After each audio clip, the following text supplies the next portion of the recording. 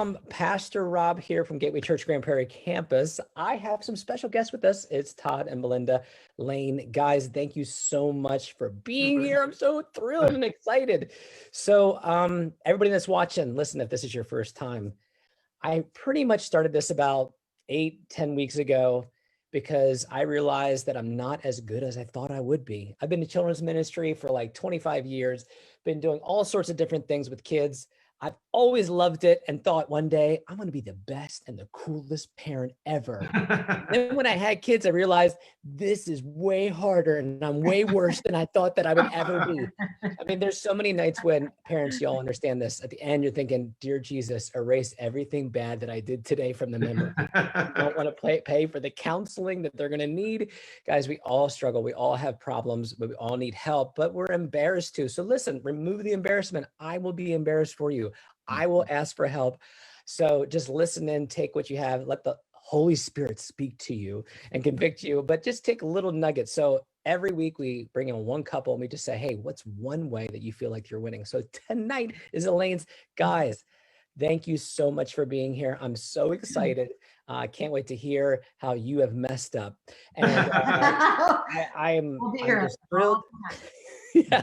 So let's start it off so they all know your situation. What's pretty interesting, almost every couple that I've had on have 3 kids. I don't know if that's a magic number. My brother has 3. I have 3. I'm one of 3. My wife is one of 3. And so we're done after this. I think you guys are too. So go over the names and the ages of your kids. Great. Go ahead. You do it. Me? Yep. Okay. So we do have 3 kids and I'm one of 3. Todd's one of 4 though. So I know, but that's why we have 3. After we had 3, he was like, I've been in a family with 4 and I'm done. We're good. So we have our oldest is Olivia, a girl. She's 20 and she is a sophomore at Baylor. So she's in her 2nd year in college. And then we have Harrison, who's 17. He's a junior in high school, goes to Byron Nelson. And then we have Evelyn, 14, and she's a freshman at Byron. It's her 1st year in public school. It's all's going well so far. So girl, boy, girl. Wow, you guys this December will be 25 years. We're celebrating the big 25. Yeah. Thank you. Slow clap. That's awesome. That's so cool. Now, are you really that organized? Because it sounds like there's exactly 3 years in between each child. No, there's 2 years, 9 months in between. So the answer to that question is yes, we are that organized. No, we did not mean to be that organized. We did. Okay, but one of the funniest things, I'll have to tell it quickly because it could be a long story. One of the funniest things is about 6 months ago, it was during quarantine, so not maybe 5 months ago or something. The kids were all at the dinner table eating and they're all kind of laughing amongst themselves. And I'm feeling very left out of the conversation. So finally I'm like, hey, kids, enough. Include us in what it is that y'all are laughing about. And our spokesperson, Olivia, of the group said,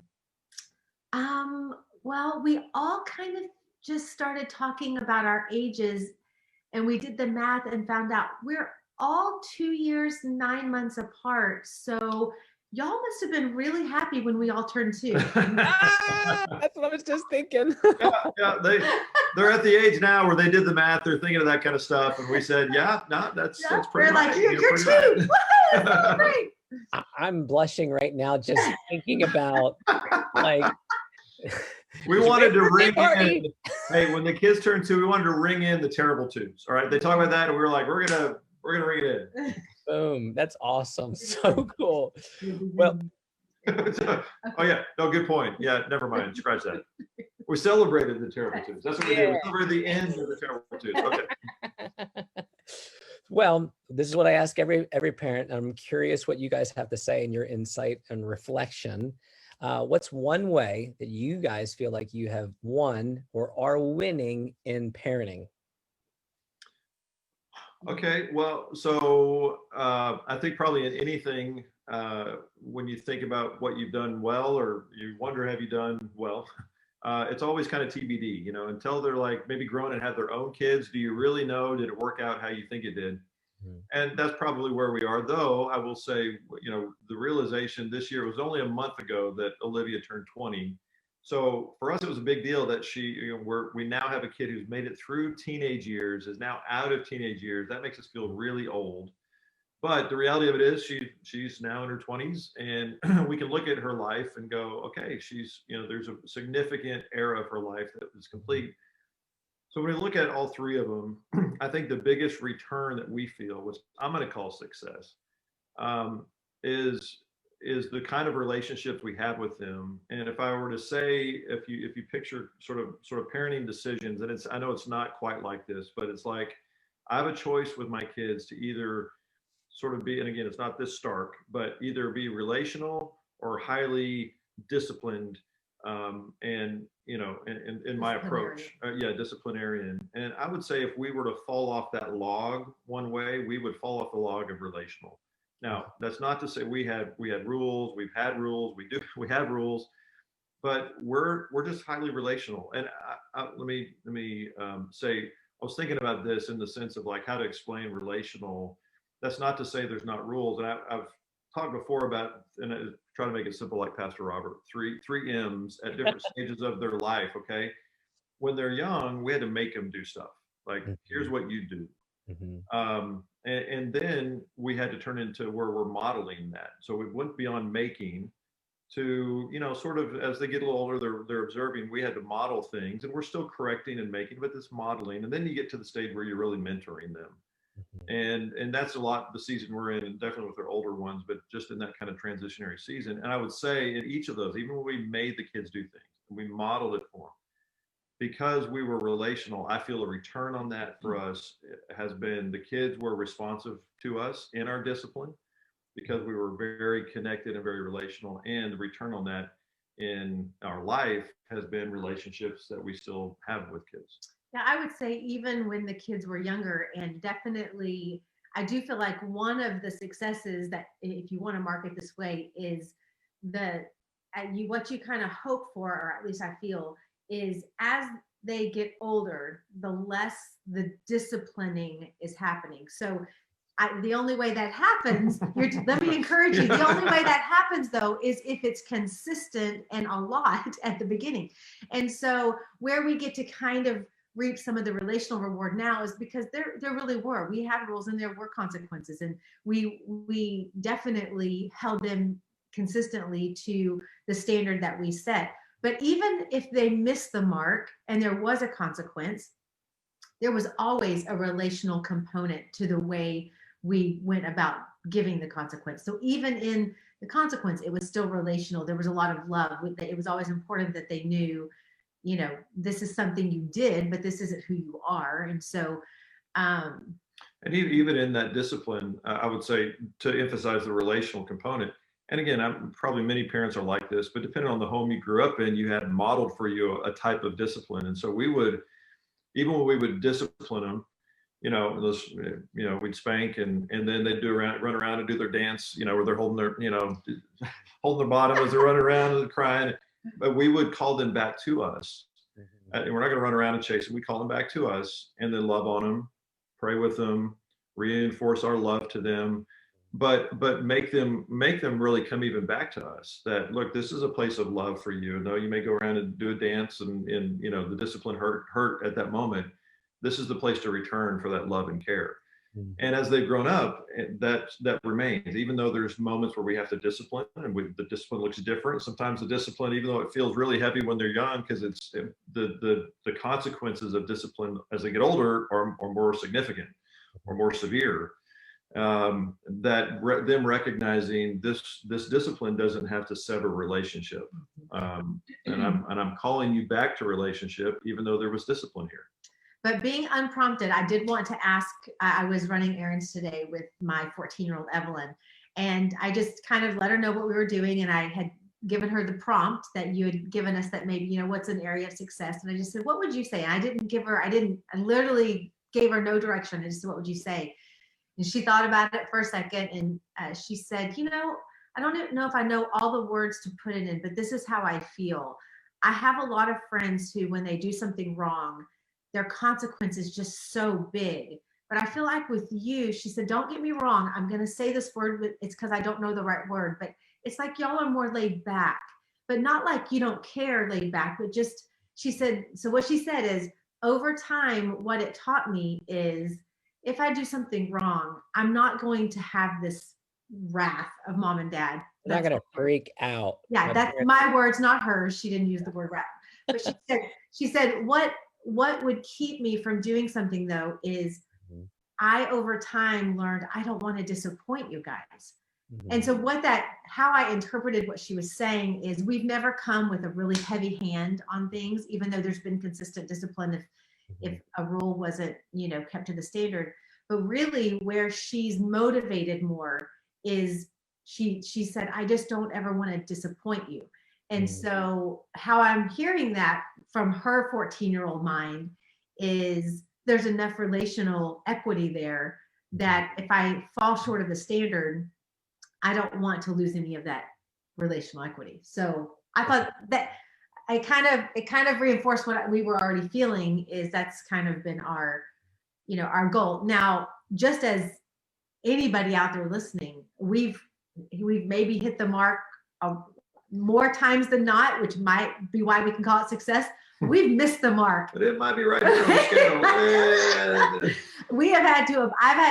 I'll speak for me. I've had to ask for forgiveness and apologize to my kids many times whenever I, flew off the handle because, of something that they didn't do right, and I, didn't react correctly. So by no means have we gotten it perfectly, but I will say, one thing that we do with our kids, when our kids turn 13, we take them on a trip, just Todd and I and that individual child. We take them on a trip, and it's a very intentional trip.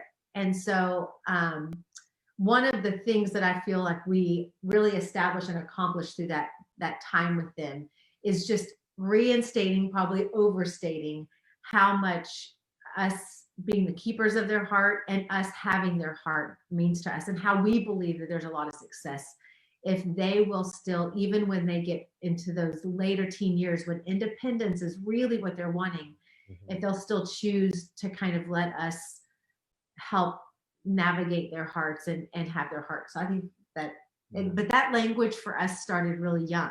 It didn't start, at 13, it started really young. Yeah. And really that trip, kind of to even the point of the different seasons, make and model and mentor, that trip was really a time at 13 to kind of almost show them we're going to posture ourselves in a little different way. Because what we would do on that trip is we would actually ask them, will you allow us to guard your heart? Would you allow us to cover you?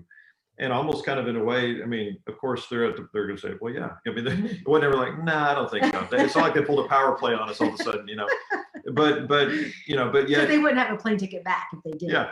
But it was very intended to show them, yeah.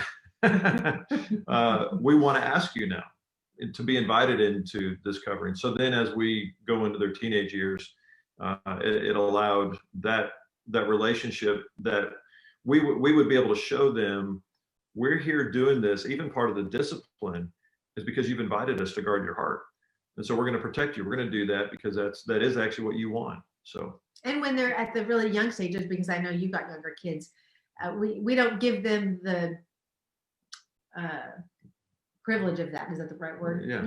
They don't, that's at the make stage, when we're like, we're the mom and dad, you're the child. We'll just kind of do what we say. Yeah. Now, did you guys prep that? Like, where did you come up with that? I mean, it sounds like kind of a Jewish culture. I think that's what's lacking today is we don't have these milestones that or bars to set for our children. So I'm wondering, did you hear, like, how did that inspire you? Like, where did that come from? And yeah, then, yeah, go ahead. Well, yeah, we had, there were different things that we had seen about ceremonies, and I mean, probably modeled after Jewish culture, but, that where dads would take their sons and they'd go do, and we read books and saw that, and probably way more formalized it than what we really did, and we read ones about the girls and what they did for the girls, and all of this for us also resulted in we'd give a purity ring to our daughters, and my son gave him a ring as well. So it was that kind of talk and that kind of time that we were, part of the guardian of the heart was that. but yeah, we had seen a couple things, and we just, probably morphed it to our own doing. Todd and I really love to travel. And Well, so that was it part of was, it too, yeah. for us, it was a really good excuse to just get to go to one more place, because we love to travel. And so we're like, hey, let's do this trip thing because we love to travel. And it really, that part of the travel is also a big investment into the kids, of letting them, because we knew their scope was very limited. So we would say, you can pick anywhere in the United States to go. The continental. We say you can't go to Alaska. No Alaska, no Hawaii, but continental United States. And they're limited in what they, so it was usually places maybe we had been before, or we could guide that decision from them. But again, it was another way of them being able to, like, I got to choose. I got to pick. I choose Lubbock. You're gonna love the Panhandle. Cadillac Ranch. Amarillo. From Lubbock and watching this, there's no offense to Lubbock. No, that's right. Born and raised. Born and raised there. Born and raised. Oh, sorry. It must have just been the Lord that you picked that. Hey, I'm prophetic. So how did you, because I think my go-to is how we were raised. How we discipline is kind of how we're raised. Our default, we go back to how we were nurtured, what becomes natural. But each child's different. My second child is completely different than my first. And I don't know, is that the same way? Like with discipline, one, it's like, this doesn't work. I do it more and more. And then I'm like, okay, I've battled them 5 times today. It's not working. Is it working and they're just stubborn, or this isn't a way of discipline? Like how's it different with you guys? I always say it's so interesting because God gave us 3 kids, but it's like we're first-time parents 3 times over. Because I kind of went into parenting thinking, well, whatever we did for one, we'll just keep doing. It'll kind of be on rinse, repeat, wash, rinse, repeat. And every single one was a brand. So it was like, we are first-time parents, but 3 times over. And so we definitely have found that. And so we actually just had a conversation this morning. It's so funny that you say that, because we have one child that we feel sometimes, how maybe there's some kids, which we have this type of kid too, that can see somebody else's mistakes and go, ooh, I don't want anything to do with that. So I'm going to make sure I never do that. Right. And then you have maybe some kids who go, I think I'm going to have to do that to find out that I don't want to do that.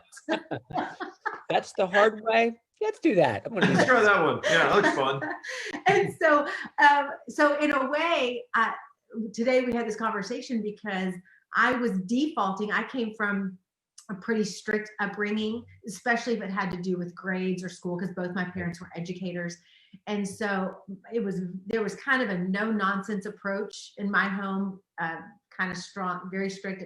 And so when one of our children's kids kind of start erring in that way, my default is to come down hard in that way, because that's what was done to me, and strictness got good results. And so he's my balance to come back and say, but that's not really the environment we've grown our children up in. So it might not be received as well if all of a sudden you come down hard with this hammer, because it's really not the home we've created. Yeah. So he's good for me in that way. Well, and maybe also the home I grew up in. And again, I think for my parents, 4 different kids they were raising. But they were very intentional. And for anybody, I'm going to plug, my dad's book, because those who are looking for a thing, my dad's Tom Lane, and he's written a book called Heritage. It was originally came from a book called The Influence of a Father. So a lot of the principles in me obviously came from my dad. There's things that we do that have created our own culture in our own home. But so I would encourage that for anyone who's looking for another resource if they haven't done that. But yeah. On the opposite side, my mom, now part of it, I was a fairly responsible kid, but she would if I was tired one day, she'd be like, why don't you just stay home? Don't go to school today. You're fine. So, we got a little bit different, I could have had 103 fever. Cool dad. I'm so glad that my parents aren't raising kids in the COVID era, because they'd be like, you're going to school with COVID. You just go. I'm just kidding. Yeah. So, I think so certainly the environments we came from, I think both have contributed to our thinking in that way. And also there's aspects of it that we're like, oh, we're gonna do that a little bit different too. So, creating our own culture, and we've sought to be learners. We, from the time before we had kids, we did, preparation for parenting. There's all these curriculum that we did. And then we did Growing Kids God's Way and all these sort of curriculum things. So for those who are watching this, I commend you for wanting to be a learner. Rob, I commend you for creating, out of your own desire to learn, creating a space for people to have an opportunity to grow. Clearly, there's lots of resources that are out there. And I would say we are a product in our parenting of pursuing those same things in the various seasons of our life. So what we've created, like I even said about the 13-year-old, that came from, we pulled a couple things here and there, and that's probably a reflection of us too. We just, back to the relational versus sort of rigid kind of approach. Even in our learning, we've grabbed things from here and there. It's not like we've grabbed on a course and then we followed that one, rigidly throughout their life. We pulled things, we talked about it, we developed it for our family. And hopefully in that, again, the TBD is, have we created the culture of a family that has been our desire? At this point, we're pleased. It's not without its, own daily struggles, but please don't hear me saying that we've created this perfect place. But from what's important to us with relationship with our kids, we're pleased with where that's at. I would say one more thing. Do we have time? I don't know what kind of time frame. Yeah, go good. Because another area that I would say that kind of in line with this, but because Todd is a pastor, and so our kids have, church is just, if it's not home, then they're at church. It just feels like that's, and that I love that that's their heritage and what they have, but also, there's the typical PK stereotype for a reason, because sometimes it doesn't always end up well for those pastors' kids. But I think one area that I would say I've seen some success in is we always try to speak the language to our kids that the way we behave or the values we carry are because we're Christ followers. We're ambassadors for him. That he could be a dentist. It didn't matter what profession he was in. The standard we held was because it's, one, the Lane family has values, and most of all, second, because we're ambassadors for Christ. Right. And so, but I would say one thing that the Lord had to do in my heart is there were different stages of life and different ways that my kids kind of grasped into their own walk with the Lord. And so as pastors' kids, and he's mostly on the front row a lot because he would do oversight a lot. And so we would find ourselves on the front. Raising a PK. Exactly. And so so they kind of grew up on the front row of a very large church with a lot of eyes that could be on them. And it was really important to us that they never felt those eyes, that they never felt that there was any kind of performance-based mentality when they hit that church. How do you do that? Well, so one of the things for me, because I struggled because I have the image so clearly. All my kids were, I think maybe Olivia at the time was maybe 11. So they'd maybe be, 11 and 9 and 7, something like that. And across the way, kind of in the horseshoe, was some pastors' kids over across the way. And they were literally on their face before the Lord, hands raised, just, pleading before the Lord in worship. And and my kids, exactly. My kids, oops, there you go. My kids were a little bit like, there's a fire. Right. Oh, look, and I was overwhelmed with this. Oh my goodness. Look at the difference. What am I doing wrong? My kids aren't even worshiping. They don't even, I had this thought. So I took it to the Lord when I got home, and I just said, I need you to speak to me, Lord, about person. About you're compared. That's what we see somebody else and we're like, I'm failing because look at what they got going, Totally. And I felt so strongly that the Lord said to me, if you will never make them feel that anything about their relationship with me is performance-based, if they don't have to be anything for you, and all they can be is something to me, I promise you, I will grow them up to be worshipers of me. But if you begin to put performance on them, if they have to look a certain way on that front row for you to feel better about yourself, then they will not have a depth of knowledge of me. It'll be like a lifetime sentence almost of not knowing how to be vulnerable before the Lord and really hear his voice. And so as much as sometimes it did feel embarrassing because my kids seemed disinterested. I mean, I have a yawner in the group. I mean, I can't, there's just one that just yawns and yawns and yawns all through worship. And it's just everything in me. But I will say now we've got 2017, 14. And I wish I could even show you because it was such a sweet gift from the Lord. But probably, I don't know, a month ago, Gateway just happened to be taking pictures and they captured one of all three of my kids worshiping.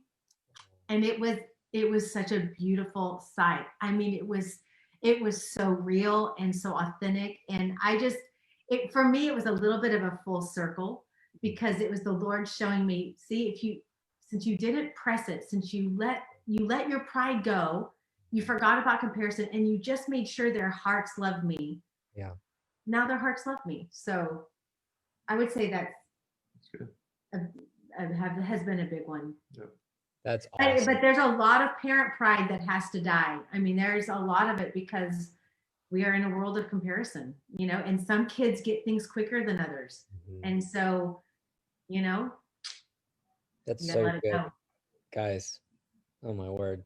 That's so good. I think as any parent, no matter if you're a pastor kid or not, I think there's so much comparison that can happen. And that's such a powerful word of freedom. Also is they have to choose Christ.